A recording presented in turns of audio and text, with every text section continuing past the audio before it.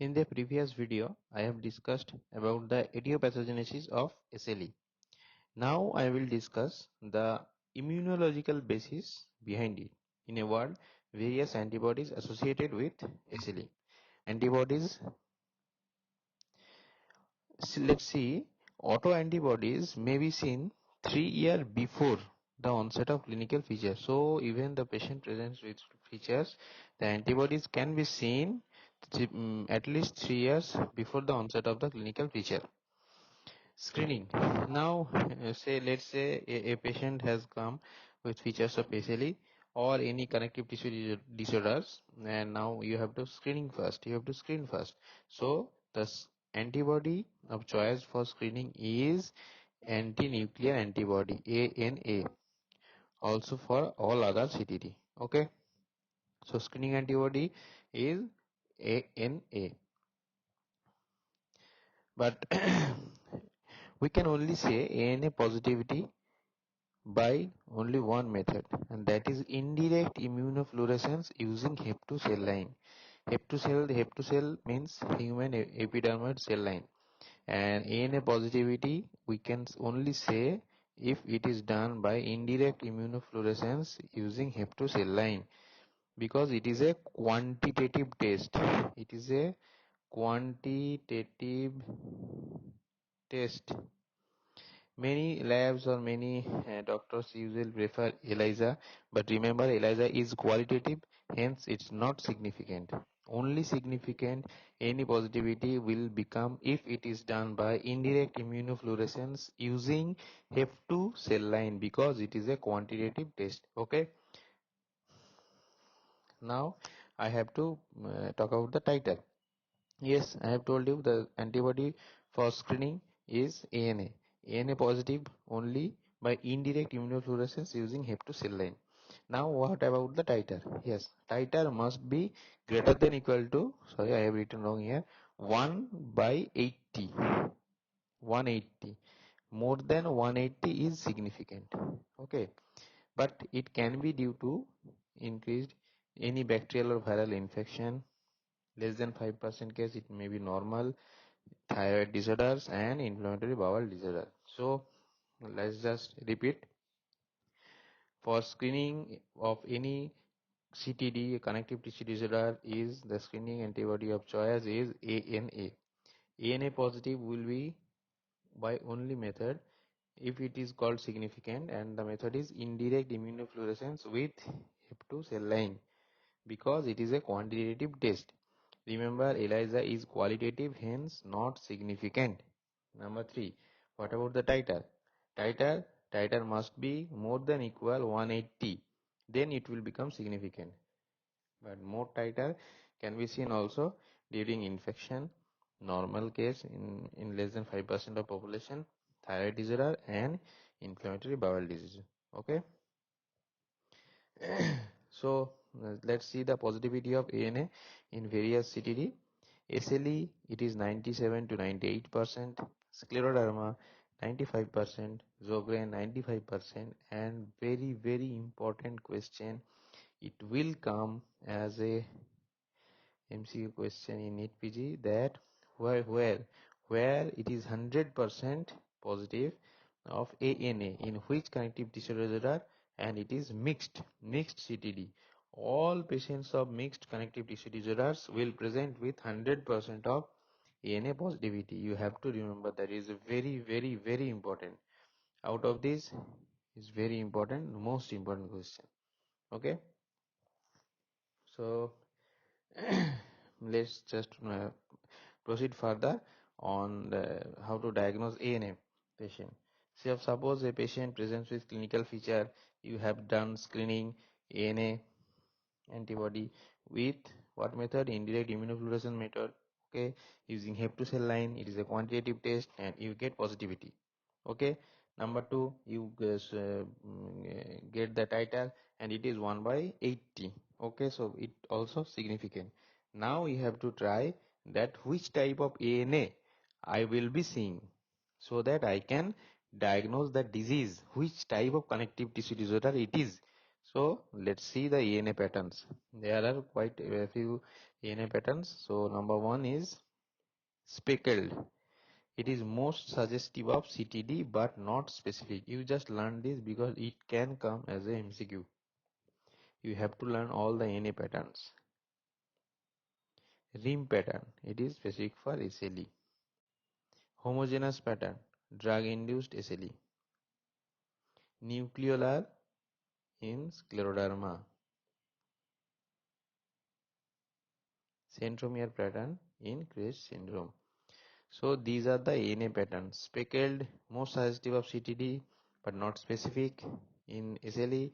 Rim pattern in drug-induced SLE. Homogeneous pattern in scleroderma. Nucleolar pattern in Graves syndrome. Centromere pattern.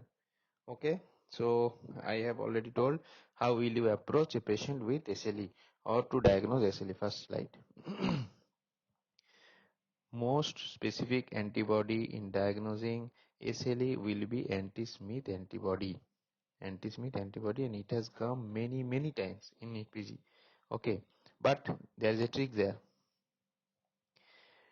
Anti-dsDNA body, it is also an antibody and it is preferred over anti-Smith antibody because number one, anti-dsDNA antibody is present in 70 to 75% of SLE patients, where anti-Smith antibody present only 20 to 25% of patients. Okay, number two, high titers correlate with disease activity. High titers of anti-dsDNA antibody correlate with disease activity. Number three, high chance of nephritis and vasculitis. So, considering all these 3 points, anti-dsDNA is preferred over anti-Smith antibody. But a question can come, direct question can come, one-liner in NEET-PG or any competitive examination, that what is the most specific antibody for SLE, and you have to say it is anti-Smith. But in clinical use or in practical purpose, we usually consider anti-dsDNA because it is seen in 70 to 75% of SLE patients. High titers correlate with disease activity and high chance of nephritis and vasculitis. Okay, now there is a question I can say that if a patient, suppose a SLE patient, you are treating for a long time, patient was in good condition, patient was in remission, but suddenly patient comes to you with uh, flaring up symptoms like decreased urine output, swelling of eyelids, swelling of legs, respiratory problem, okay, and high BP, etc., anything. So that means the patient having chance of nephritis and vasculitis. Yes, they are getting flared up, nephritis and vasculitis. And which antibody will you look for to correlate with disease activity? Yes, it is anti-dsDNA because it correlates with disease activity. Okay, now let's go to third antibody. Anti-U1 RNP. RNP means ribonuclear protein. Anti-U1 RNP. Here I have to talk to you about something. Overlap syndrome. See, in rheumatology ward, you will see not only a specific SLE patient or specific scleroderma patient.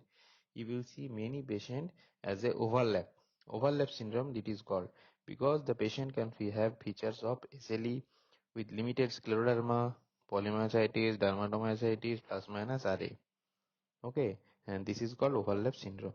See, that I have written SLE first, then limited scleroderma. That means SLE features of SLE are dominant.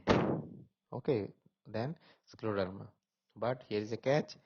In overlap syndrome, anti-U1 RNP antibody is negative.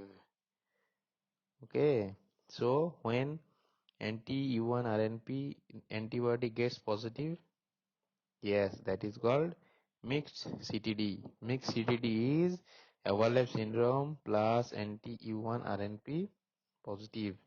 It is a very important question.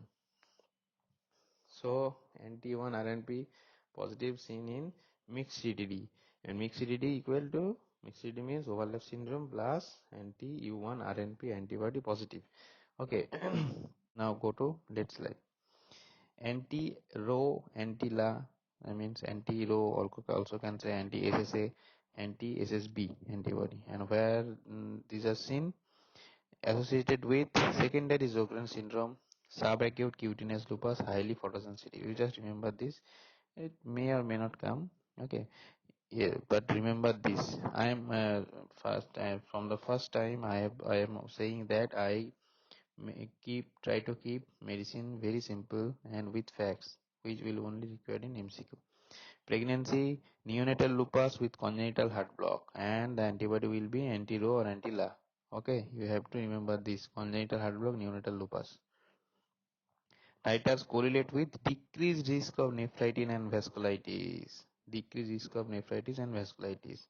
Till now, I have said that patient presents with high chance of relapse of nephritis and vasculitis, and he will go for which antibody? Anti-DS-DNA antibody. Okay, but in case of neonatal lupus, yes, you have, if you have found anti-Rho or anti-La antibody, it will indicate that there will be decreased chance of nephritis and vasculitis. Number 5, anti-histone antibody. It is seen in drug-induced lupus. These are one-liner. Okay. APLA, antiphospholipid antibody syndrome. I will get that later in details. Anti-erythrocyte antibody. Anti-erythrocyte antibody, yes, from the name you can easily derive the anti-erythrocyte antibody. It will attack RBC. So if RBC gets destroyed, what will happen? Anemia. Yes, so SLE patient will be prone for autoimmune hemolytic anemia. Autoimmune hemolytic anemia, AIHA. Antineuronal glutamate antibody. It is most common antibody in CNS or neuronal lupus. Yes, it has come as MC question. Remember this. I have said all the antibodies, and every antibody can come as a MCQ question, and it is very important because SL is a vast subject. I will not be able to teach you all of the things, but I am saying only the to the point and trying to keep it very simple.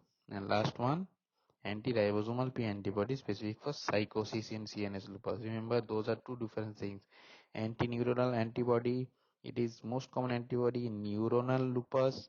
Anti-ribosomal antibody, it is specific for neuronal lupus, actually specific for psychosis in CNS lupus or neuronal lupus. Now I will just tell something more about mixed CTD and overlap syndrome. You said you have seen that in mixed CTD there will be overlap syndrome, overlap plus anti U1 RNP positive. Okay, but in overlap syndrome, patient can have features like SLE or scleroderma or polydermatomyositis plus minus RA. Okay, and here anti U1 RNP is negative, and it is in mixed CTD it is positive. And I have told already one thing, that in all patients of mixed CTD, ANA will be how much positive? Yes, 100% positive. ANA will be 100% positive. Okay, now I have already told that mixed CTD, the patient does not behave like SLE or scleroderma. It shows the features of associated with Raynaud's phenomena. Very important. It will come as a question. Raynaud's phenomena associated with ILD. Okay, and absence of any renal involvement. Okay, so these are the difference between mixed CTD and overlap syndrome. Okay,